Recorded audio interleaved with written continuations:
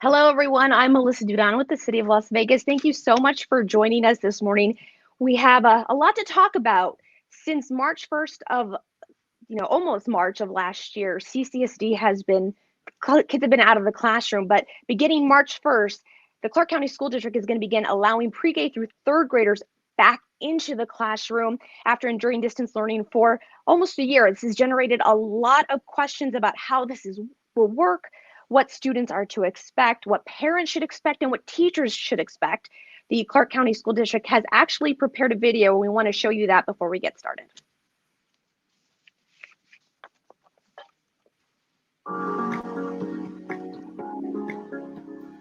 On March 1st, pre-kindergarten through third grade students will be welcomed back to campus under the hybrid instructional model. For parents who choose to send their child back to school for face-to-face instruction, here's a look at what you can expect in the hybrid instructional model. On face-to-face instruction days, parents must complete a health check for their child before they leave for school by asking 5 basic questions.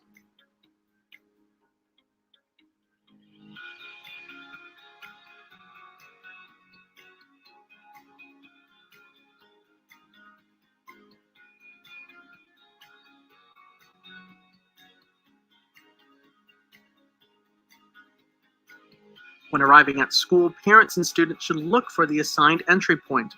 Schools will have designated entry points for students who are dropped off by parents, students who walk or ride their bike, and students who ride the bus. Parents will not be allowed on campus for pickup or drop-off to maintain social distancing and limit the number of contacts. Before students enter the school bus or school building, they will be required to wear a cloth face covering. Students will also need to observe social distancing of 6 feet at all times while on campus, including when lining up to enter their classroom or leaving the classroom for scheduled brain breaks, recess, lunch, and dismissal. Inside the classroom, students will remain in their desks spaced 6 feet apart.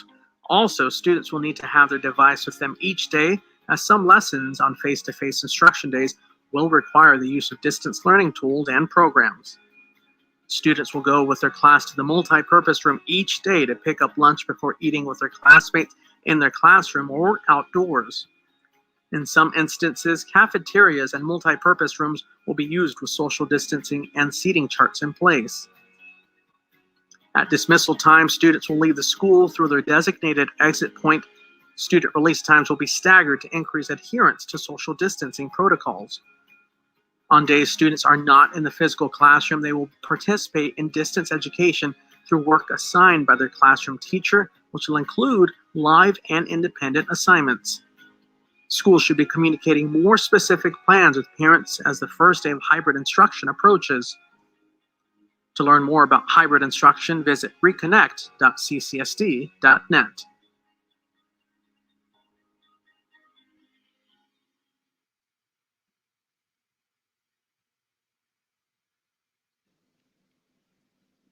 All right, that's some good information there. So really the question is, how can we help our kids be the most productive and support teachers and parents as we begin returning to school? We're joined by several special guests today. I want to introduce them all to you. First, we have Shana, who is the Assistant Director with CCSD Community Engagement Office. And then we have Neisess, President of the CCEA. We have Rebecca Garcia, President of the Nevada PTA and admin of the CCSD Parents Facebook group. And finally, we have Demeasa Heard, third grade teacher at Booker Elementary. Thank you, ladies, so much for being with us today. Thank you for having us, Melissa. Thank you. Absolutely. Shana, let's go ahead and actually start with you because you're coming from the CCSD angle. So what is the overview of this hybrid instruction model? What will the schedules look like, the cohorts, and so forth? Okay, first of all, I just want to say that we're very excited to be able to welcome our pre-K through 3 students back on March 1st. And there's several options that families have, and they want to choose what's best for them and their family.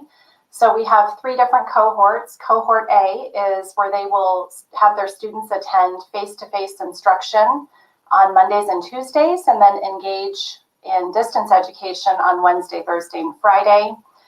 Students in Cohort B will be going to school face-to-face on Thursdays and Fridays, and then doing distance ed on Mondays, Tuesdays, and Wednesdays. And then Cohort C is where students will be engaging in full-time distance education on all days. And they'll be receiving instruction synchronous and asynchronous. Wednesdays is the one day that all students will be participating in the distance education, and teachers will be available on Wednesdays as far as at designated times for virtual office hours.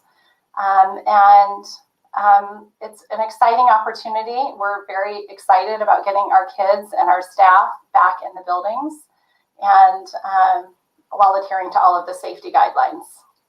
And I think those safety guidelines is what people are really questioning. What is the classroom going to look like for our little ones? What kind of safety precautions are being taken inside of the classroom to keep everyone safe, including the teachers? So, and as you can see in the video that was shown, everybody is wearing masks. There are procedures and steps that will be taken for students that are provided transportation through the district. As you know, we have a very large district, being the 5th largest district. So we have 1,700 different bus routes. And with 225 elementary schools, there's a lot of moving parts that are constantly being adjusted, given everything that has been continuing to come down from the governor's office we continue to pivot our plans. In the classrooms, what students and parents can expect, I would say, first of all, if parents at home can kind of take those precautions that the video showed to ensure that their child is feeling healthy and well before sending them off to school. And then also helping their students understand what that social distancing looks like, making sure that they understand about wearing the mask during the day, and that their teacher will be wearing a mask, and understanding that they need to stay 6 feet apart. And while they can't play on the playground equipment, they will be allowed to play outside at recess and be able to laugh and play and run with friends, again, adhering to socially distanced guidelines. Each classroom will have forward-facing desks, and they will all be spaced 6 feet apart. Some things that are different is, of course, the students will have their own personal workspace, their desk. They're going to bring their own device each day so that they can ensure they're the only one touching that particular device.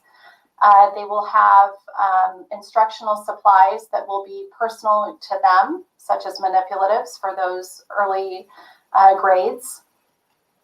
And then each classroom will also be assigned a designated restroom. Long gone are the days where we would have classroom breaks for restroom breaks. It's now going to be an opportunity for kids to be more independent and to be able to go and use the restroom independently. They won't be using the drinking fountains, the water fountains, but they will be able to bring water with them to make sure that they're hydrated during the day as well. And I think it's just going to be a great opportunity. Even though there are some changes, it's going to be a welcome opportunity to have these kids all engaged in not only the social interaction, but the academic focus, again, with their teacher.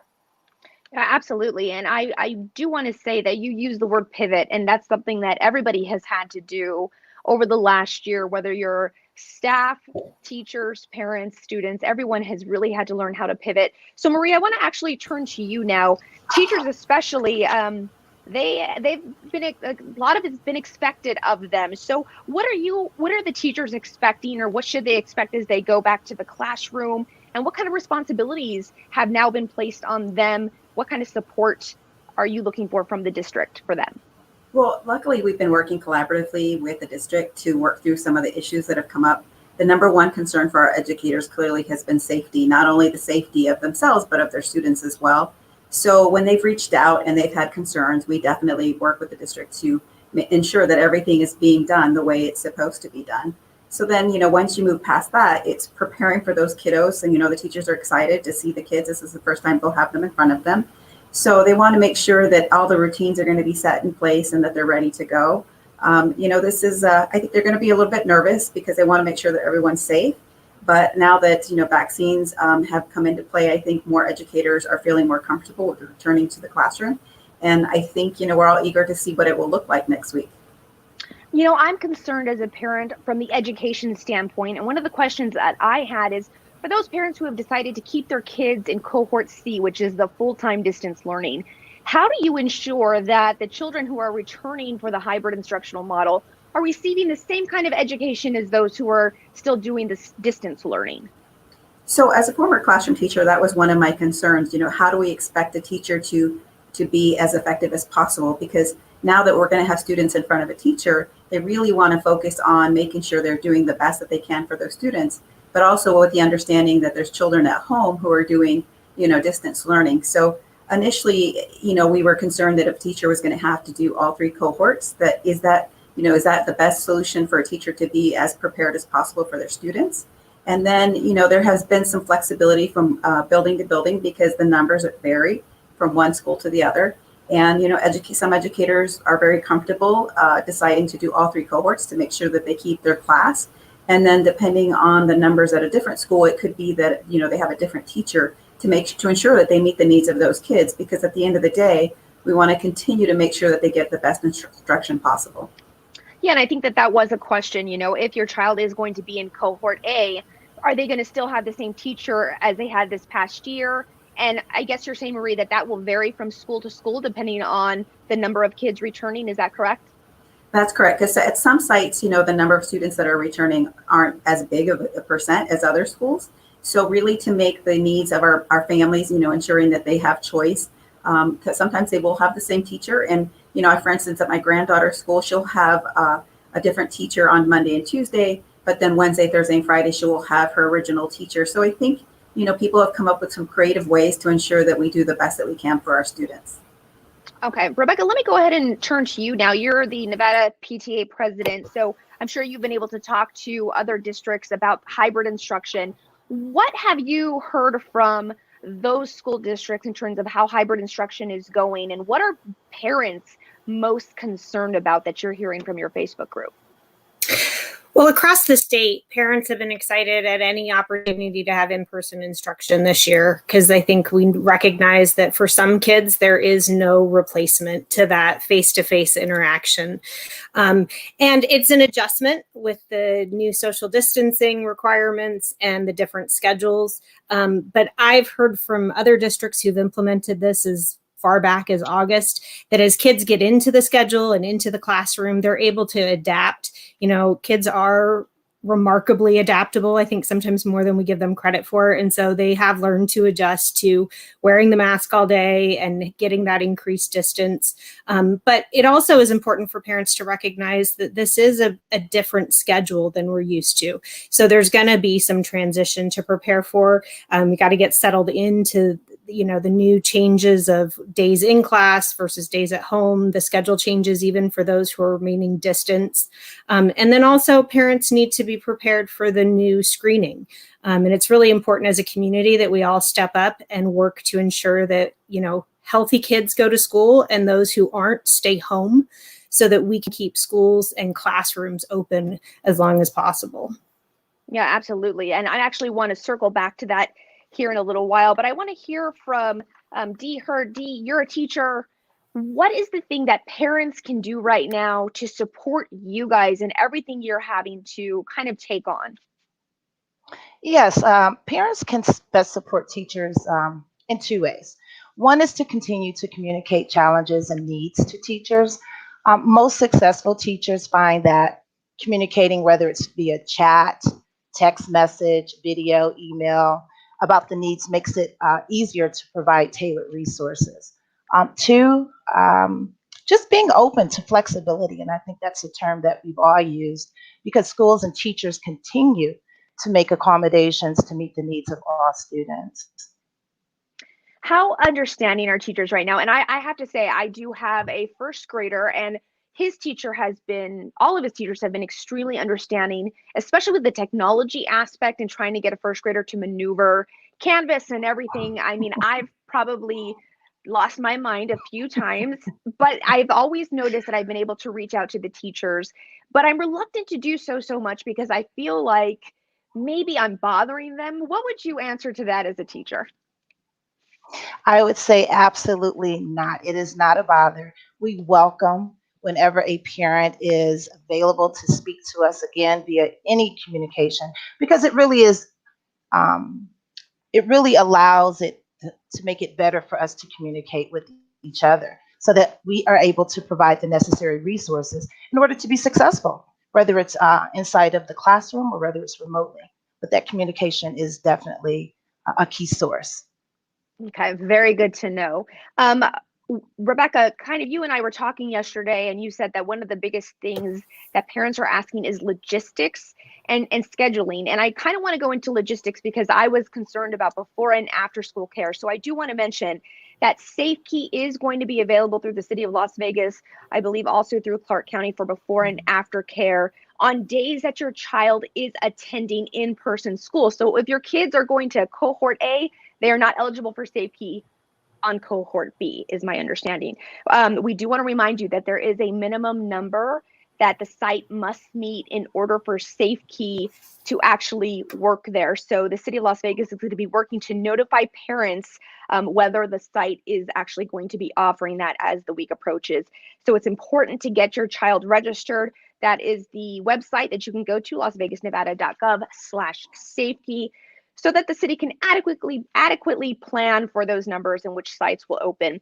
Now, is there going to be, this is for any of you all, is there going to be any flexibility for parents that initially choose in-person learning, but then need to go back to distance learning, full-time distance learning?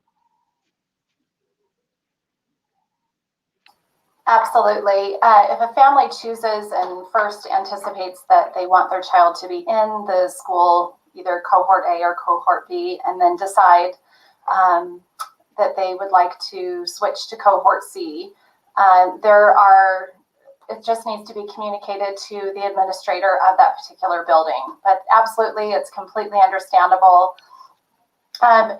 If they are looking to switch cohorts, that's when things become very complicated. We are bound by capacity and the governor's directives. And so every site is looking at making decisions based on the particular staff that they have and then their capacity within that school. So our hope is that most families that want their kids back in school are willing to adapt, depending on, again, work schedule, family schedule, and all of that, to either cohort A or B. And then for those families that choose to keep their students home, or their children home on cohort C, we absolutely respect that decision as well.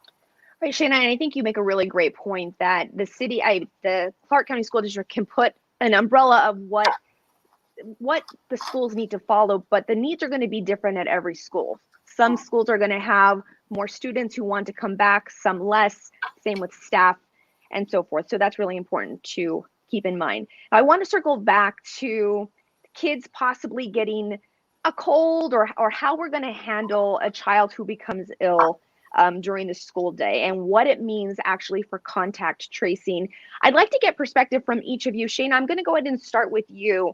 I was reading the CCSD's plan, and there were some things that were brought to my attention that I did not even realize. For example, if your child gets sick, you have to think about every child that they've been in contact with, the teacher, if the child has siblings also in the same school or other schools, the bus route, if they rode the bus, who's on the route. There's a lot of things to take into consideration. So how is the district going to handle that?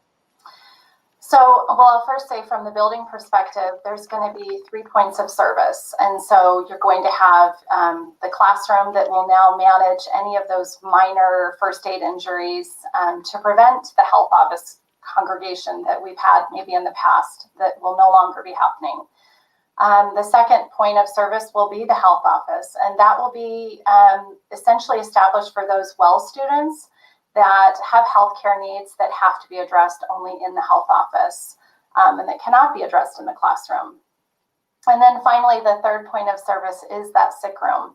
And so that will be the area where students will go if they have possible COVID symptoms. There's going to be enhanced cleaning, just so you know, that is happening all day on Wednesday and then Friday evenings on all of the campuses. And then there are extensive and proactive measures that the district has taken during this time that we have been out, where our facilities and maintenance and operations group has just been amazing. And they've really prepared those sick rooms and those classrooms for ventilation. And again, updating everything to make sure that we're adhering to the newest guidelines. As far as the contract tracing, I would say Dr. Jara has continued to say and will continue to say that the health and safety and well-being of our staff and students is the highest priority, and as the district as a whole. So site administrators would have to follow specific protocols and procedures that are outlined that will involve, yes, the region superintendent, the health services director, our communications department, and then, to make sure that those families or students or teachers and staff that have been possibly or potentially exposed to someone with the COVID-19, that we're working with the Southern Nevada Health District to follow all of those guidelines that are laid out. And all of the building principals, just so you know, have, I have so much faith in them, and I have so much faith in our teachers, and I really feel like it's going to be a much smoother process. It's just getting through that hurdle of getting them started, and then seeing, how the first couple of weeks go and how they manage those students that potentially have any of those symptoms. Okay. And Marie, from a teacher standpoint, what are you all hearing from your teachers? Well, it's always concerning for us as classroom teachers, because during flu season or cold season, the minute one of our students gets sick, we realize it's going to go through our classrooms. And so now when we're looking at COVID, it's more important than ever to, rely on parents to definitely take a look at those symptoms and make sure that they keep their kiddos at home. I mean, even as teachers, we're guilty as well of, coming in when we're feeling a little under the weather, because it's so hard to get a substitute or plan for a day of instruction, because it's a lost instructional day for our students. So even as teachers, we have to get out of that habit of going into the work sites, even if we're feeling a little bit under the weather. So we're hoping that the parents, and educators, all are very vigilant about ensuring that if your child is exhibiting any of those symptoms, that, that they keep those kiddos home, because, this is a pretty serious situation, and we want to make sure that everyone continues to be safe. Right. This is not the time to be lenient on that runny nose that your child probably has, half of the month. So, Rebecca, let's actually go from the parent standpoint, because, I am a parent as well. So I go, well, a runny nose, that's any Tuesday in our household, so how do you, what's the message that we should be getting out to parents about this specific taking your kids to school if they're exhibiting those signs? Well, I think it goes back to two things. First, recognizing your own child and making sure that you're taking care of their needs, but also recognizing that impact on the other kids in that classroom. And so making the decision to be cautious is going to be the best choice right now. And I know it's hard. I have 4 kids and I've done that. Is this allergies? Is it a runny nose? Is it, what is it? And in this case, you're going to have to make the decision that if it's regardless, keep them home. And also I think parents need to be prepared with backups, which is often hard in our town. A lot of us don't have family that live here. Childcare, we know during this entire pandemic has been a real challenge, which I know parents were very, very excited to hear that Safe Key was going to be offered, because that's such a lifeline for so many families. But so I think it's important that parents make the decision to be cautious if there's any symptoms that are showing, and make sure their kids stay home, not only for their child, but for that whole classroom. And then also to have backup plans in place before, because if you have to go pick up your child, or if it's a day they're not going to be able to go, you need to be prepared for that in this day and age. Like Marie said, a lot of us toughened it out in the past, and that's just not a good option right now. Definitely err on the side of caution. Ms. Heard, I want to ask your opinion, because you are actually going to be doing full-time distance learning, but this means that at any given time, you might get some kids in your classroom that weren't there maybe the week before. Is that true? That is true, actually. I have about 11 or 12 kids that are new. Okay, so how will you handle it, just having to maybe get some kids that were not in your classroom before? What kind of assurances can you give parents?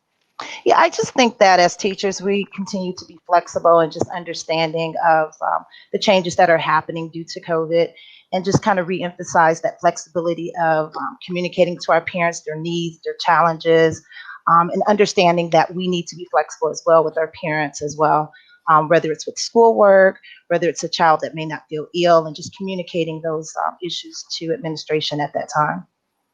Okay, great. So a couple more questions, and then we're going to actually open it up to some questions. Shana, I want to ask you, is there a timeline for when older kids are going to be returning to the classroom under the hybrid model? So to answer your question, with the governor releasing different restrictions last week, we're just asking everyone to continue to be patient with the district. And I know we want to hurry up and get the kids back in school. And I know Dr. Jara is working very closely with the school board. The goal is to get all of our students back in school sooner rather than later. And as soon as anything is decided and approved, future plans will be forthcoming. But again, just really adhering to the safety and health of our teachers and our staff is the priority. And our students, and yes, we all recognize this is not only a mental health crisis, but an academic crisis as well. And so I think that they are working towards things. They're working towards a different plan, but nothing has been officially released yet. Okay, and whether Shana or Marie want to answer this next question, is there going to be IEP accommodations, 504 accommodations? I can answer that, unless Marie. Yes, actually, absolutely. Per federal law, IEP accommodations will be adhered to, and they're going to be implemented. We're definitely encouraging our teachers of record right now should be reaching out to those parents and those families to be reviewing their child's needs in the current educational setting. And then we will make sure that they have equitable access to instruction as mandated and required. So absolutely, 100%. Okay, great information. So let's see if we've received any questions while we have been in the middle of this broadcast. If they pop up, there we go. Are there certain items that teachers really need that parents can donate? I also want to piggyback off of that. What is my child supposed to be taking to school every day, or is that an individual school decision? Let's start with the first question. I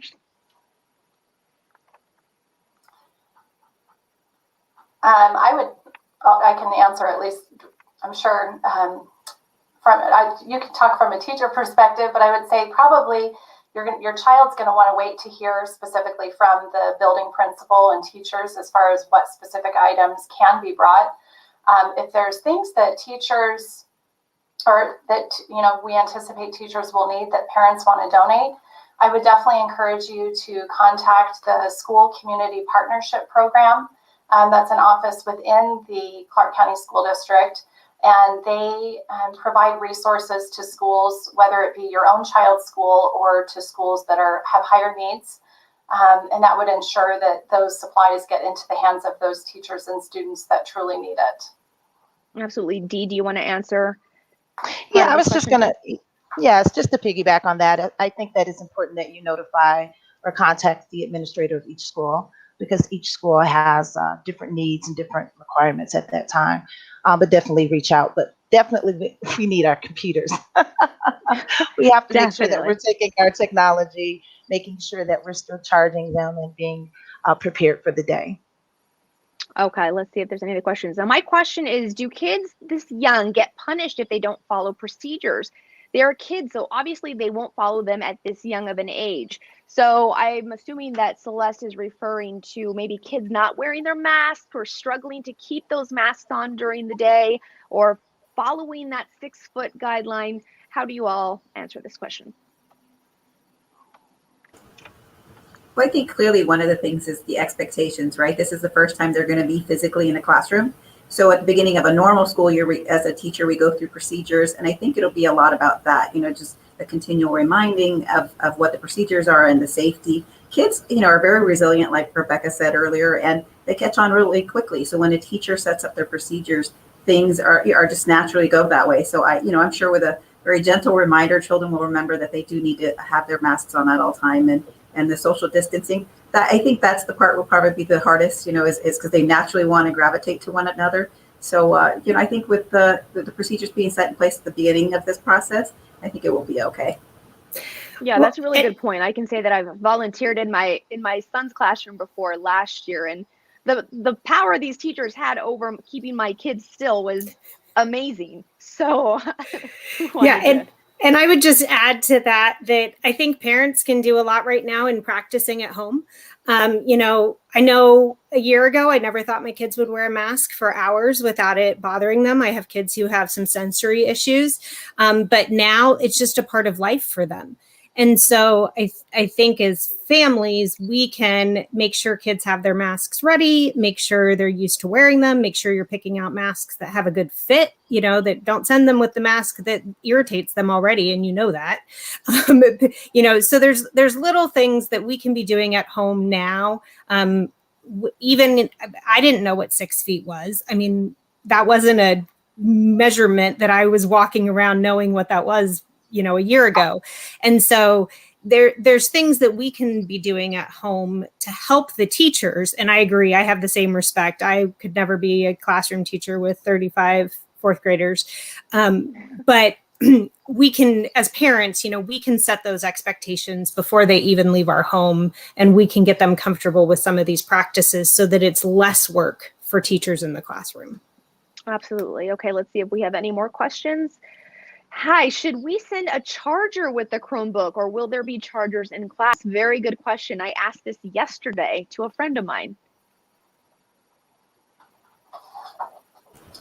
Typically, the Chromebooks come with one charger, and if you're lucky, you have a charging station, a whole cart. But I don't know if with the COVID dollars, maybe Shana can answer that. I mean, I'm pretty sure they only got one charger per Chromebook, correct? Correct. I would say that, again, that's going to be a question for the teacher. I'm sure that the teacher at each site will be sending out a list of what the student is expected to bring each day, along with their device. And as Marie said, I think there's going to be some schools that have those charging carts, but then there's some schools that don't have the ability or funds to have the charging carts. And so it may be necessary if they're expected to be on that device all day. But again, I would just be proactive and make sure that you're training your kids and working through that routine of ensuring that they're being charged every night before they leave for school on those days if they're in cohort A or B. Absolutely. Okay, any more questions? All right, I think we're good. I do want to mention really quickly before we go, food service. Who can talk to us about food service that's going to be available in the schools? I can talk a little bit about it. Okay, Shana. They will have breakfast service, and then there's also going to be lunch service. So kids are going to be released one classroom at a time, and they'll be, just going into the multi-purpose room. There's going to be X's marking where the students can stand so that they understand and can visually see the 6 feet apart. The district did receive updated waivers from the USDA, and so we'll be able to provide the free school meals for children 2 to 18 through June 30th of this year, which is great. I can also tell you that the middle schools and high schools will be distribution sites specifically for those students that are in cohort C. So if students are in cohort C returning March 1st, then they're going to be picking up their meals, breakfast and lunch, from the middle school or high school that's close to them. And I cannot remember the exact hours. One of them is open from 7 to 11. The other one is, I believe, 10 to 2. But that information will specifically be outlined on that Reconnect website. You can also email us at engageCCSD@nv.ccsd.net, or for our Spanish-speaking families through Connecta, ccSD@nv.ccsd.net. If you have specific questions that you're not getting answers to, and we're happy to help you as well. All right. Well, I want to thank all of you all for joining me this morning. Really great information, and I'm sure we're going to be having a lot more questions as we get started. But before we go, again, that website that you can find out more about the hybrid model is reconnect.ccsd.net. There it is on your screen.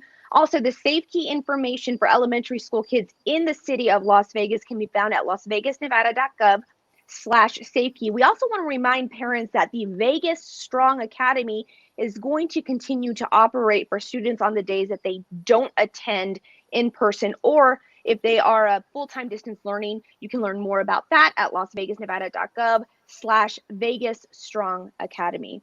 All right, that's going to do it. So good luck to all of you guys as we roll out into March 1st. Thank you, parents. Thank you, staff. Thank you, teachers, for all that you do. You are amazing. Have a great day, everyone.